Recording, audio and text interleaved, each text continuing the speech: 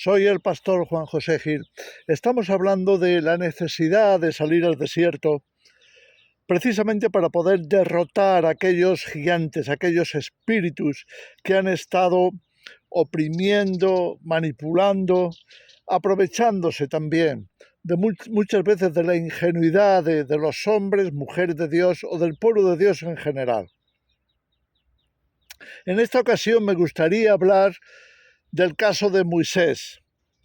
A diferencia de Abraham, Moisés, siendo protegido por Dios, fue llevado al mismísimo palacio del faraón.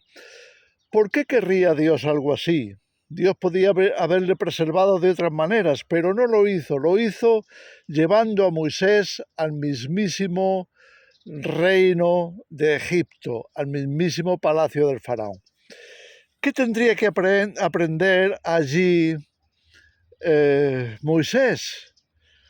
Bueno, tendría muchas cosas interesantes que aprender. Una de ellas, lo que significa la clase política, lo que significa el poder que se ejerce desde las grandes instituciones políticas, ya sea reinos, imperios, sea como sea, es el mismo espíritu que está operando y que ya desde Éxodo, el libro del Éxodo, en el capítulo 1, se nos retrata perfectamente. Nos dice ese capítulo que después de que José había muerto, se levantó un faraón que no conocía a José. Y como no conocía a José y había visto que el pueblo hebreo se multiplicaba en gran manera, entonces comenzó desde el poder, esto es típico del poder, cuando se ve amenazado por alguna causa, cuando ve que puede perder sus privilegios, entonces se va a rebelar o entonces va a emprender una serie de políticas opresivas, manipuladoras. ¿Cuáles son estas políticas emprendidas por el faraón en los tiempos de Moisés? Bueno, pues primero de todo iba a oprimir al pueblo. Había visto que el pueblo hebreo había crecido mucho, se había hecho más numeroso, más poderoso que Egipto, pero tenía otro carácter.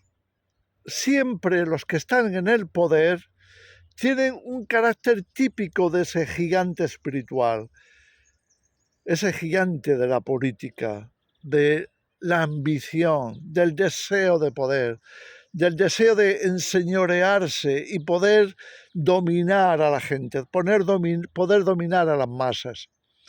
En este caso, el peligro para ellos era el pueblo hebreo.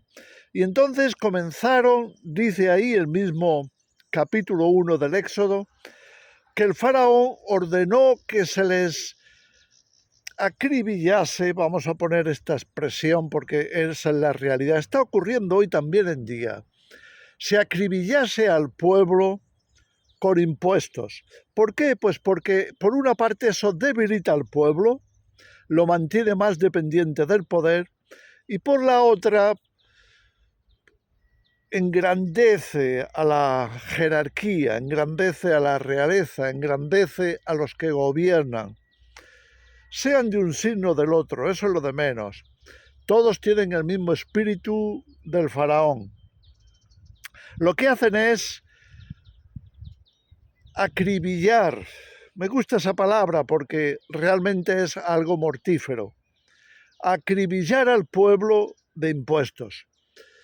Después, como el pueblo seguía creciendo y multiplicándose, los impuestos no eran suficientes, entonces ordenó que se les agravase en el trabajo, que se les diese más trabajo, que no pudieran descansar, que llegasen a ser auténticos esclavos. Y eso es lo que llegaron a ser.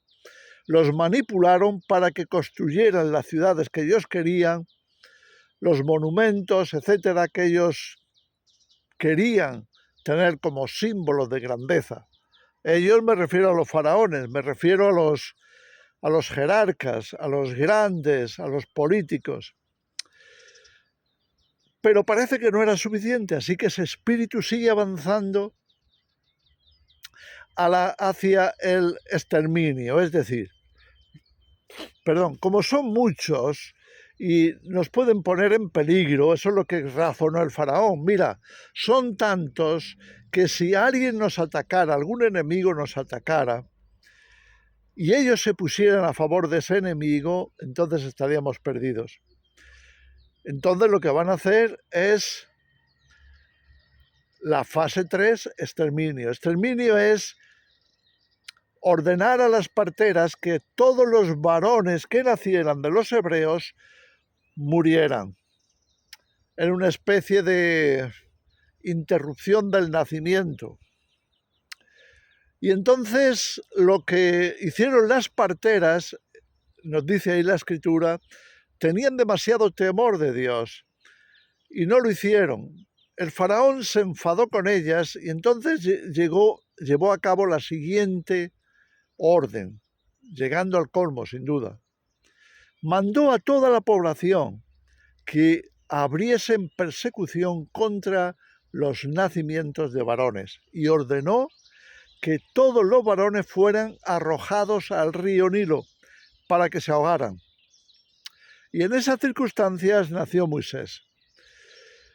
Moisés, claro, fue preservado por Dios y llevado al palacio del faraón. Qué mejor lugar que encontrarle allí una madre adoptiva y tenerlo como uno de los hijos o hijastros. Allí estuvo a salvo, pero sin duda aprendió las maneras del faraón, aprendió cómo funciona la clase política y esto le acompañaría hasta incluso cuando Moisés, cansado de ver que su pueblo, el pueblo hebreo, está siendo tan manipulado, tan abusado, pues va a hacer lo que solían hacer los faraones, acabar con ese enemigo. De manera que Moisés, al matar al egipcio, aquel egipcio que maltrataba al pueblo hebreo, va a tener que huir porque se va a desatar una persecución contra Moisés. Ahora, ¿por qué llevaría Dios a Moisés 40 años al desierto? ¿Dónde sobreviviría? Por supuesto, como pastor, llevando ovejas, buscando pastos. Allí se casaría, allí comenzaría una nueva vida y durante esos 40 años iba a tener la oportunidad de derrotar al espíritu político, jerarca, dominante del faraón. ¿Cómo lo iba a hacer? Bueno, Dios sabía cómo hacerlo.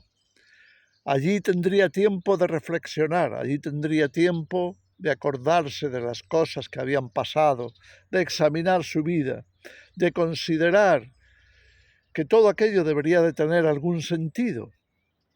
Era un tiempo de reflexión, largo, claro, 40 años, pero es que Moisés había estado 40 años viviendo en Egipto, participando de los vicios, de las costumbres del palacio, de las formas de ser, de los abusos de los jerarcas. Finalmente estaba listo para que Dios hablara con él. 40 años después.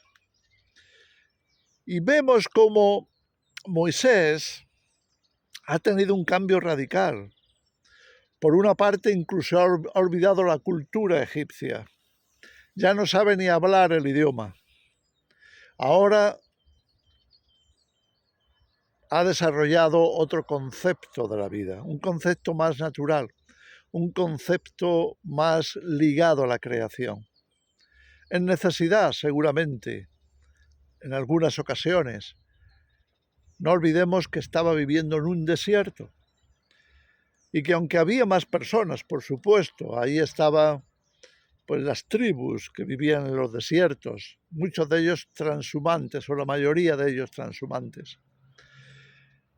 Y Moisés aprendería a desprenderse de ese espíritu, a vencer a ese gigante, de manera que cuando Dios le llama, él no sabe hablar, no sabe bien cómo expresarse para hablar con el faraón, y por otra parte, sabe que depende de Dios para todo.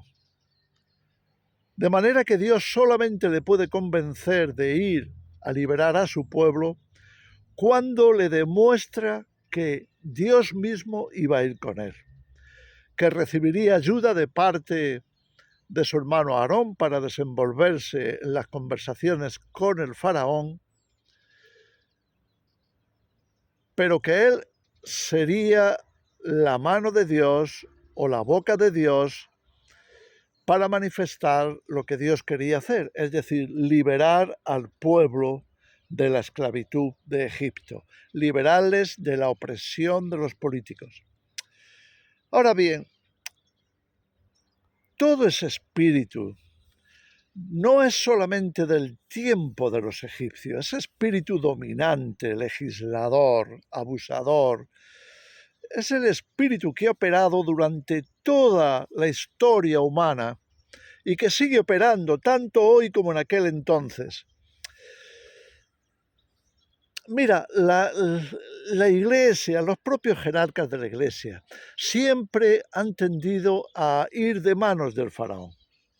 Esa es otra realidad, porque no han pasado por el desierto, porque se han acostumbrado a Egipto, porque se han amparado en Egipto.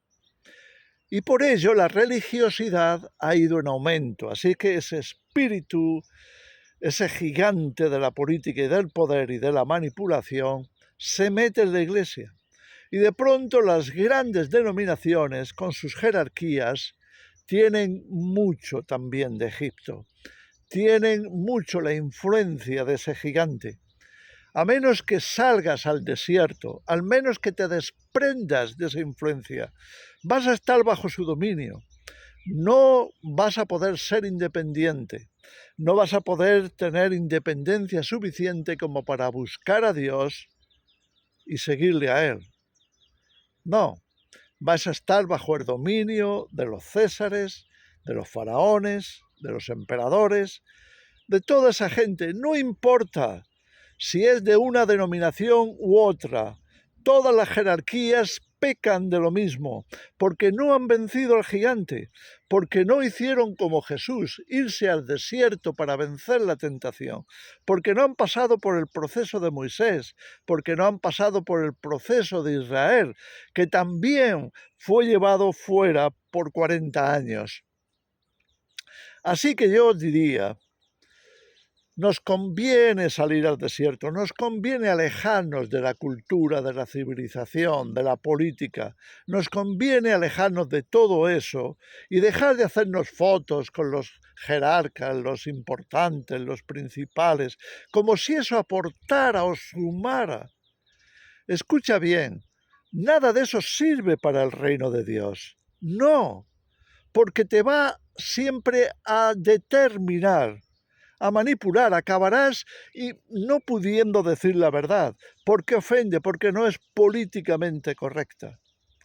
Así que lo que conviene hoy al pueblo de Dios, si queremos prepararnos para la venida de Jesús, si queremos prepararnos para estar limpios, listos para un reino totalmente diferente, que nada tiene que ver con los reinos de este mundo, es salir al desierto, ser valientes, esforzados, deshacernos de todo aquello que significa opresión, manipulación, esclavitud, para liberarnos para nuestro Dios, para estar listos para su reino. Quería dejaros esa reflexión. Es necesario vencer al gigante del poder, de la política, de la opresión, de la esclavitud. Que el Señor os bendiga.